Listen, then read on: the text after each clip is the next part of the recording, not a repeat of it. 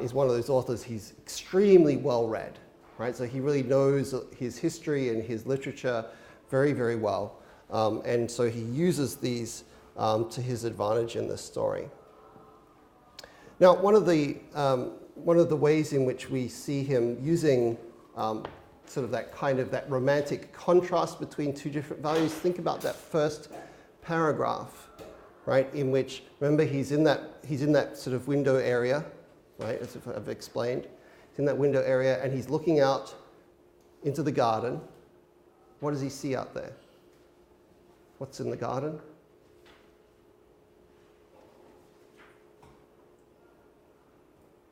What we'd expect to be in the garden, what? There's trees, right? But the trees, because it's dark and because of the tricks of the light, they look kind of weird and scary, right? He says, they sort of look like skeletons dancing, right? And then, so he has this sort of like scary, ghostly, deathly view of like the nature and the trees outside. And then, right, he turns back the other way and he looks back in at the party, right? And he has the opposite view, like these people look alive and they look happy, and right? So there's this deliberate contrast set up between like this deathly dance that is represented by the skeletal trees and the dance of life, of happiness and partying that is going on inside, right? So we saw a very similar contrast in the first Balzac story that we read, right? The Elixir of Life. Remember Don Juan in that story, he is having his party, and then he's called away to go and visit his father on his deathbed in that story, right? And actually, remember later on there's a slightly later scene where the friends come in from the party, right, to where Don Juan's father is dying, and they're like, "Oh, hey, is everything okay?" And they're sort of like, they're drunk and they still have their bottles of wine with them and so on, right? So Balzac uses this contrast between life and death, between the deathly sort of trees look skeletal outside and the life that's happening inside. And he also makes a reference there to the dance of death, the danse macabre in French, but also this term has been adopted into English. And it's a style of art, or it's a theme of art in the medieval period, right? That often shows a skeleton dancing with living people, right? And actually, as you see the pictures there, most often dancing with like beautiful young women. So there's meant to be this contrast, just like we kind of see between the narrator's date and the old man, right? Who's sort of symbolically like death. In the same way that he brings those two together, so too this style of art from the medieval period, this dance of death theme, right? As a reminder, in particular, of the way in which death is a great social level. Doesn't matter whether you're a king or a peasant, right? Death comes to everyone. Yeah. There's a message of this kind of art. Okay. Secondly, we also have the reference there on page 113 to the wonderful lamp, right? And this, of course, this is to the story of Aladdin and the wonderful lamp, right? And he mentions there, he compares Marianina to the princess, who is always veiled in the story. Although, of course, Marianina is not literally veiled. Rather, it says that she has this mystery about her. That means that, like, she's so beautiful, so intriguing that she should be kept behind a veil. All right. So, one of the things to notice about the way in which he describes, Gustav already pointed out for us that the father is described in very sort of certain sort of very masculine and prosaic sort of terms. And if you look at his paragraph, that like these are the paragraphs here that describe the Delante family, right? But this paragraph, the one that Gustav pointed to us, look, it's much shorter than the rest. And its references are to a couple of famous politicians and soldiers, Metternich and Wellington. Whereas each of the other three characters are given very exotic literary references as their points. So Marianina, compared to the princess in Aladdin, the Aladdin story. And of course, if you know, the Aladdin story is not just a story by itself. It comes from a very famous collection of stories from the Middle East known as either the Arabian Nights or the 1001 Nights, right? So this particular set of stories, because it was translated in Europe around this time, and because it was so sort of seen as so exotic and interesting, that it influences a lot of romantic literature as well, right, in both good and bad ways. Okay, so Marianina is compared to the princess from Aladdin. Her mother, by contrast, is compared, given a classical reference. She's given a reference to, from Homer's The Odyssey, to the sirens, right? Not the kinds of sirens that ambulances and police cars have, right? Not those kinds of sirens, but the sirens who are supposed to be these beautiful, mythical creatures. And what is particularly supposed to be seductive about them is their voice, right? So in the story of Odysseus, right, what he has to look out for is the fact that when sailors go by the island where the sirens are, they will sing, right, and they will try to lure the sailors onto the rocks that are at by their island, right? And because the sailors are so consumed with hearing the song that they kind of don't even care that they will shipwreck themselves and die, right? Is the idea behind that. Okay, so of course what Odysseus does to avoid this problem and to be able to hear the song for himself is that he tells all of his men to put wax in their ears so that they can't hear the siren song, and he has them tie him to the mast of his ship so that when they sail past, he tells them, like, no matter what, don't untie me. I want to hear the song, but I'm going to be so crazy from hearing it that I'm going to want to go over and try and swim over or try and get the ship to go over towards them. Don't let me, right? Don't untie me. So the sirens are this seductive song, right, that is nonetheless self-destructive, right? Ends up being self-destructive because you destroy yourself and you destroy your ship on the rocks. So we're told that, you know, this Comtesse Delante, right, the Countess, is maybe not entirely faithful to her husband, right? Because it suggests here that, well, if you're lucky enough to have an affair with her, right, she is such a fearsome and intimidating woman that even if you almost get caught and someone you're hiding in the closet and someone closes the door on your fingers, you'll be so afraid of her that you won't even scream out in pain, right? You'll just take it, right? Even if someone crushes your fingers when you're hiding in the closet while you're having an affair with her, right? And then, of course, we have the last of the family that is described apart from the father, and that is Filippo. And we're told that Marianina is a very beautiful young girl. She's 16. Her mother, who's 36, the Comtesse Delante, very beautiful woman, right?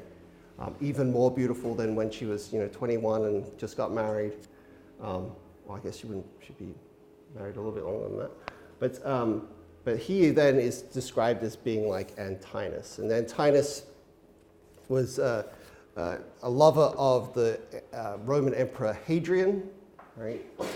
And he was supposed to be extremely handsome, very good-looking young man. So the sort of two associations with him are on the one hand with male beauty, right? That he's extremely good-looking, and of course because of his affair with Hadrian, also becomes associated with homosexuality as well.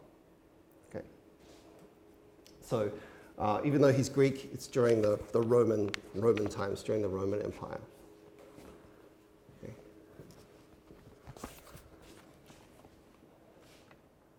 Right. Now, altogether, at the bottom of that page, altogether, the story of this family is compared to being like, he sort of says, like, reading or thinking about this family is kind of like reading a poem by Lord Byron.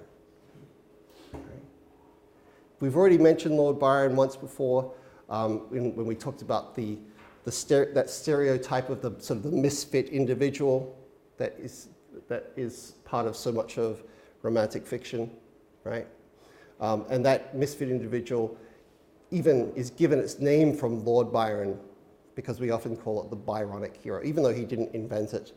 Nonetheless, his stories feature so many of these kinds of, troubled, misfit, genius, but self-destructive sort of characters that we've named them after him. So he basically says reading or thinking about this family is sort of like reading a poem by Lord Byron, this English romantic poet, right? They're like it, the embodiment of a romantic poem is what this family is like.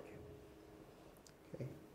So you can see all, except for the Comte de Lanty, all of the family is described in these very literary terms, right? Marianina is like a character out of the 1001 Nights or the Arabian Nights. Comtesse de Lanty, she's like a siren out of the Odyssey. And Filippo, he is like Antinous stepped out of the pages of Roman history, right? He's an extremely good-looking, gorgeous young man.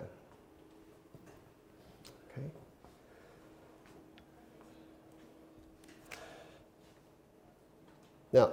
In our discussion just a little while ago, Eleanor pointed out to us the importance of money, and at the bottom of 113,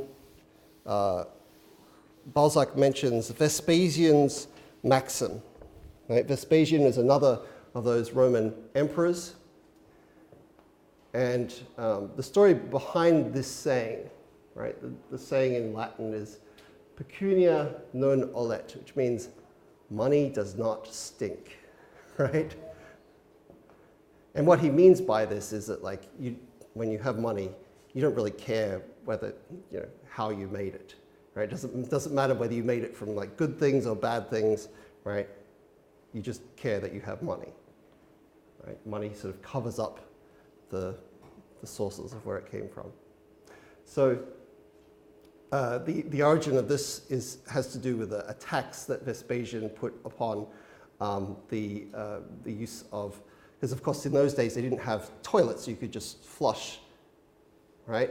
So people would pee into their pots, their chamber pots that they would keep in their home, and then they would go and they would take those pots and they would dump them into a public urinal, right? And so they would have these big public depositories of urine. And urine is not, in this time, was not useless. It could be used for certain things. So for instance, it could be used, you could take the ammonia from the urine and you could use it to wash and wash clothes in, right?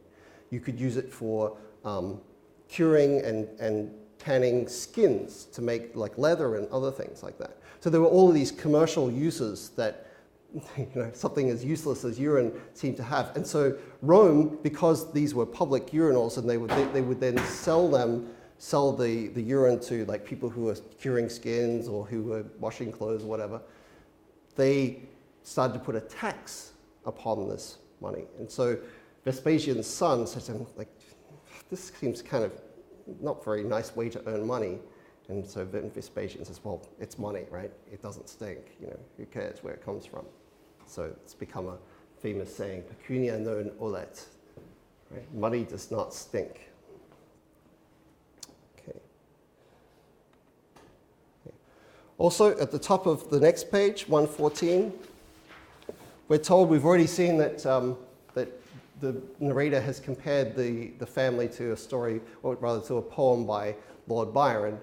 In this case, although our translator in this case unfortunately misspells her name, it is Anne without an E, Anne Radcliffe, and we've already mentioned her as well as being famous, probably the most famous of the Gothic novelists from the late 18th century, right? So she's English novelist who made famous those kinds of like over-the-top Gothic stories often featuring like ghosts and, you know, scary castles and abandoned, you know, abbeys and mountainside scenes and all sorts of stuff, right?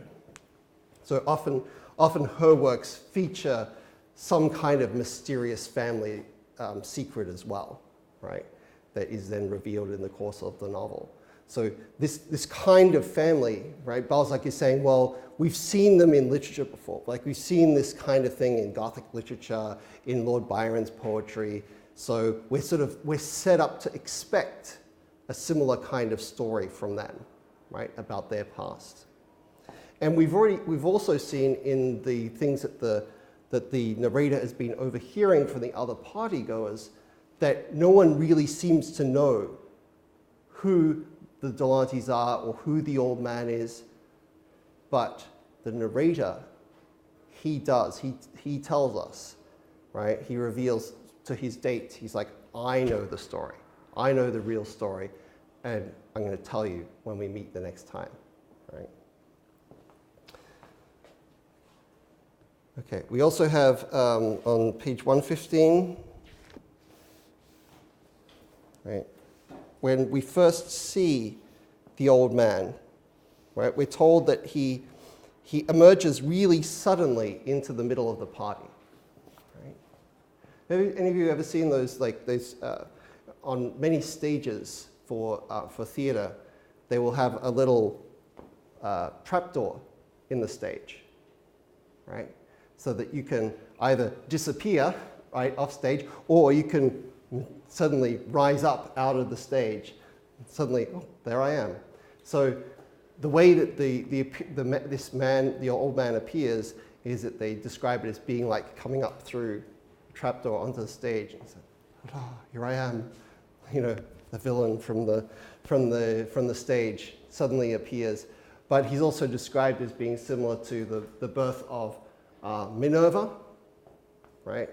Or Athena in the Greek from Jupiter or Zeus, right? And you can see here, this is meant to be Minerva. She's emerged fully formed. Not the usual way in which people are born, right? People are not usually born out of the heads of some god. But in this case, she was born from a thought that that Zeus or Jupiter has, right? And because of that intellectual background, she's associated with thought and with wisdom, right? So Minerva, and so she emerges, like sort of, there are all sorts of pictures and paintings of her just sort of like jumping out of Zeus's head, right? And he has, this is how she's born, right? So she's a virgin goddess, she's pretty tough, and she's associated with wisdom. Okay. Right, so the way in which he's described is like those two things, like he seems to come up out of the floor, like as if he's like some sort of stage villain, and also that it's like he emerges out of, like Minerva out of Jupiter's head.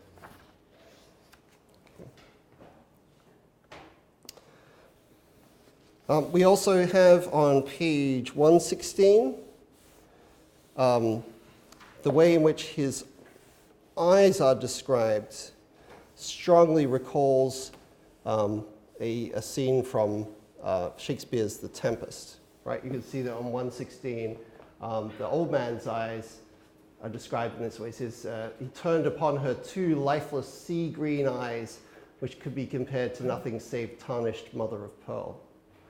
And then in Ariel's song in the second act of The Tempest, first act, scene 2 of The Tempest, it says, 4 fathom 5 thy father lies, of his bones are coral made, those are pearls which were his eyes. Nothing of him doth fade, but doth suffer a sea change into something rich and strange. So he's talking about someone who is drowned, right? And so their body has been sort of appropriated by the sea, and sort of, now his eyes are like pearls and so on. Right? So there's this very strong similarity between these two. Remember then, after touching the old man, the narrator's date is so sort of freaked out that they retreat into one of the bedrooms. and they see a painting on the wall. And this painting is of Adonis, right?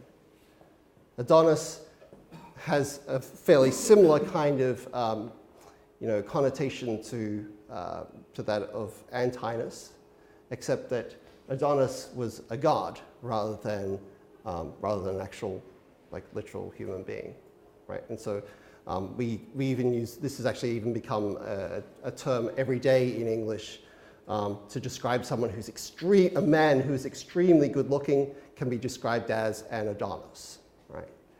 It has to be extremely good looking.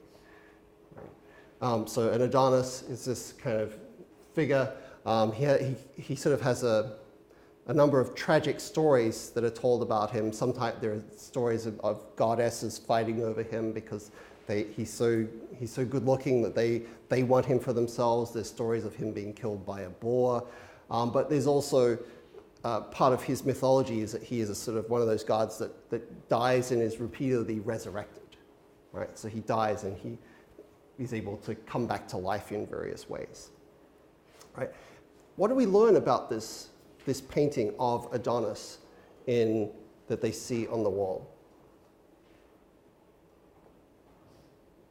This extremely good-looking man. Who is the model for it? Isn't it the sun? It's not the sun. Some relative of the family. It's a relative of the family, and what else? That was modeled. I mean, this is meant to be a beautiful man, but the model for it was actually a woman, right?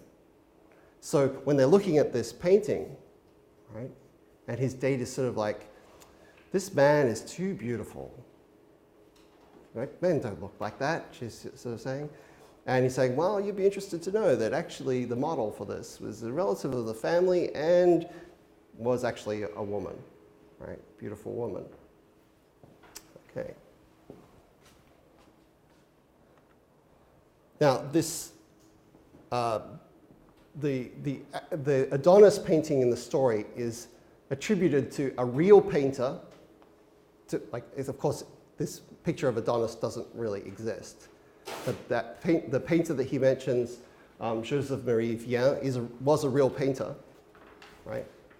And later on in the story, in part 2, we'll see that Balzac claims that this painting by Girodet, right, was inspired by this fake painting in his story, right? In this particular painting, this is a real painting, of course. In this particular painting we have, it's called The Sleep of Endymion. Endymion was a beautiful shepherd, right? Right, so again, we have this theme of male beauty. Right? And it is a man, but does it look like a man when you first look at this? No, it's done in the style of woman.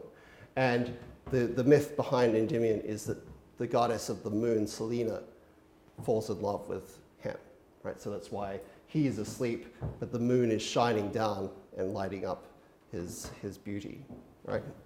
So one of the things that we're sort of seeing here with Antinous, with Adonis, later on with Endymion, is that there is something that has changed about our world as opposed to the ancient world, or particularly the ancient world of the Greeks and the Romans, right? Is that, of course, when we look at fashion magazines today, when we look at the people who are considered to be beautiful, most of the time, 99% of the time, they are women, and we look at female beauty as being the yardstick of what beauty is, right? But in the ancient world, it was the opposite, right? It was men and male beauty that was seen as of course, there were, of course, many examples that we could look at of female beauty that were like the various goddesses and so on. Aphrodite, of course, is the goddess of sex and love, and she is presented as very beautiful. But for the most part, like if you go back, you look at the statues, you look at the art, you look at what people talked about constantly as being the standards for beauty, they were focused upon male beauty, right? In the Greek and Roman world. So one of the things that Balzac is able to play with is the way in which this has changed, of course, right? Our expectations In Balzac's time, the expectations are very similar to ours. Like they live in an era of female beauty as being the dominant mode. But through these classical references, he's able to play with those sorts of expectations. Right? He's able to blur those lines that we usually expect between male and female and what kinds of beauty we think about with them. All right. So I want to highlight some of the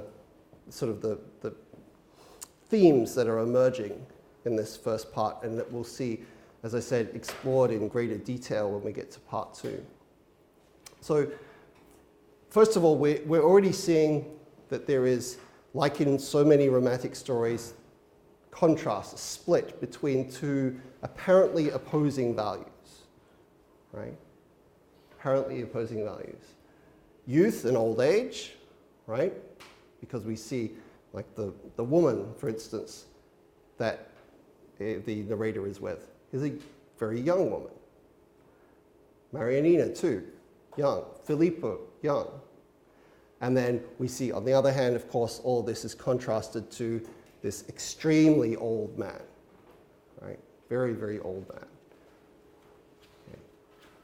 And then contrast as well between women and men, right? That we have this apparent distinction between them, although, as we've already seen with the Adonis painting, for instance, or even the description of Filippo as being a very beautiful young man, that Balzac is starting to blur those lines as well, right? He's starting to get us to rethink what we mean by those categories of men and women, right? Now, is something like youth and old age, are they actually opposites? They are in one way, aren't they? They are in that particular moment, right? So in the moment of the party, we see that that woman is young and the man is old. But is it always been that way? Was the man born old? No, right? So there's a point at which he was young. And similarly, will this beautiful young woman, will she always remain young? No, eventually she too will become old. So even though those two things seem to be opposite to each other, right? Nonetheless, there are ways in which, of course, they eventually overlap. And we're going to see, too, the way in which Balzac also plays with our expectations about gender as well. Right? So let's look at this. This quotation is on page 117. And it talks to us about, this is basically what Balzac does here, is that he brings the two characters, or two opposites, together. He brings the young woman and places her right next to the old man in order to contrast those two things for us. Right? We've seen this done many times before. Think of The Minister's Black Veil, right? That story by Hawthorne, where, remember, he wears the black veil and then he goes to the funeral and then he goes to the wedding on the same day, right? And we have those two opposites directly next to each other in order to contrast them. Right. So here, this is on from 117. If the old man turned his eyes toward the company, it seemed that the movements of those globes, no longer capable of reflecting a gleam, were accomplished by an almost imperceptible effort. And when the eyes stopped, he who was watching them was certain finally that they had moved at all. As I saw beside that human ruin a young woman whose bare neck and arms and breast were white as snow, whose figure was well-rounded and beautiful in its youthful grace, whose hair, charmingly arranged above an alabaster forehead, inspired love, whose eyes did not receive but gave forth light, who was sweet and fresh, and whose fluffy curls, whose fragrant breath seemed too heavy, too harsh, too overpowering for that shadow, for that man of dust. Ah, the thought came that into my mind was of death and life, an imaginary arabesque, a half-hideous chimera, divinely feminine from the waist up. Right? So here, think of what Minho said about the way in which we're presented, first of all, with the old man as this sort of horrible, monstrous, villainous kind of character.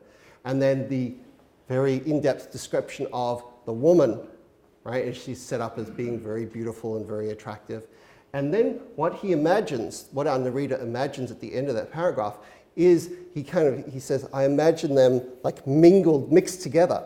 That's what he means by arabesque and chimera. Chimera is a monster that's created from several different different creatures, right? So in this case, he's imagining the old man mixed together with the young woman, right? And he's like, whoa, that's a weird image to have. Like he's like this weird arabesque, this mixture of the two of them blended together for a moment in his head. And then he's like, that's weird, that's creepy. Right? So he sees them juxtaposed next to each other, right? And then he even imagines them mingled together. And then, of course, she touches him and they move apart. Okay, secondly, the second theme that I wanted to highlight out of the three themes that I'm going to touch on today is that of projection. Right? And I already mentioned this earlier, this idea that we have this tendency, and that romantic authors have explored quite extensively, this tendency to project our own fears and our own desires onto other things and onto other people. Right? So our expectations about gender, about love, about evil, about good, about all these different things, right, tend to create these kind of imaginary relations where we project our desires onto others or project our fears onto others.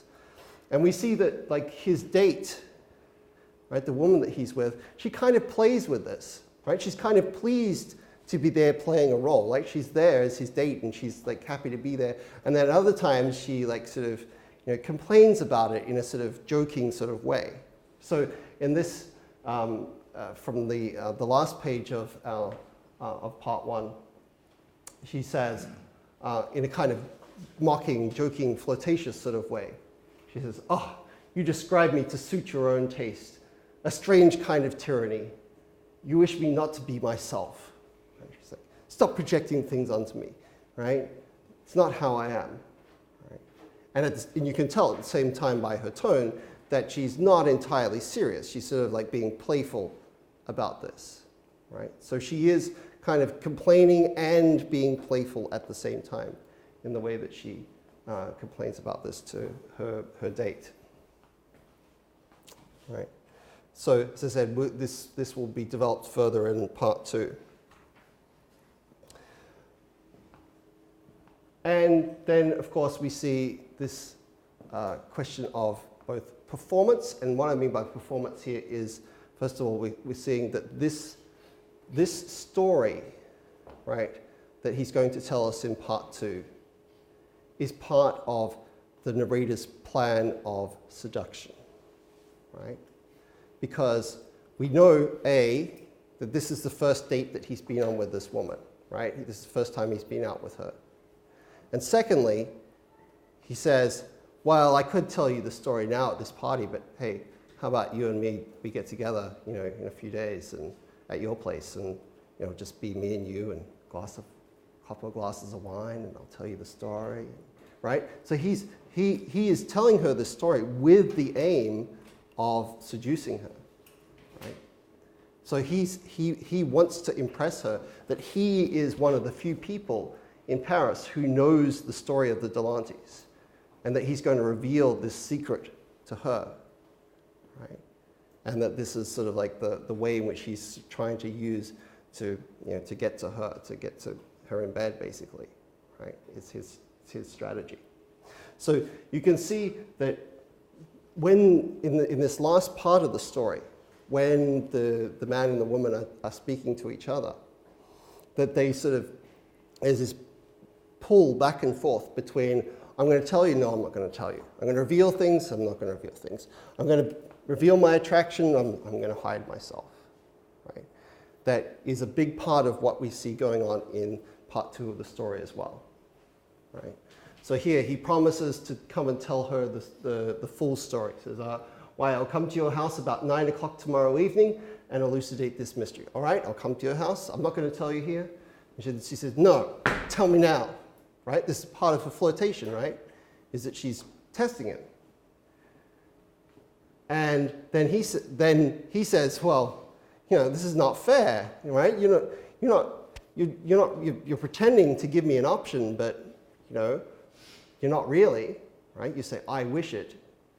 You're telling me what to do, just as she complains about his tyranny of projecting onto her. And then we see, at this moment, she said, with an exhibition of coquetry of the sort that drives men to despair, I have a most violent desire to know this secret. Tomorrow it may be that I will not listen to you. In other words, she's saying, well, tell me right now, because I want to know now, but tomorrow I might not be interested. Right? So clearly she's doing this as part of this flirtation that she's doing here. Right? She's pretending, she's putting on this performance for him in the same way that he is proposing to perform for her by telling this story. Okay. She smiled and we parted. She still as proud and as cruel, I as ridiculous as ever. She had the audacity to waltz with a young aide-de-camp, which is like a personal assistant. And I was by turns angry, sulky, admiring, loving, and jealous. Right? So here she even goes and dances with another man, not because she's interested in another man, but because she just wants to make him jealous. Right? So there's this performance going on between these two characters in the frame narrative that's very important for understanding and reflecting upon what we'll see happens in the story within the story. Right? That this is not just a device to say, oh yeah, and here's the lead up to, oh, here's the story. Right? This is supposed to be a big clue for us, or a big set of clues for us in this frame story, that the relationship between the narrator and the woman that he's with is not just a device for telling us the Zarazine story, but is actually there as part of this whole question of performance and seduction, right? Of showing and concealing and seducing as well.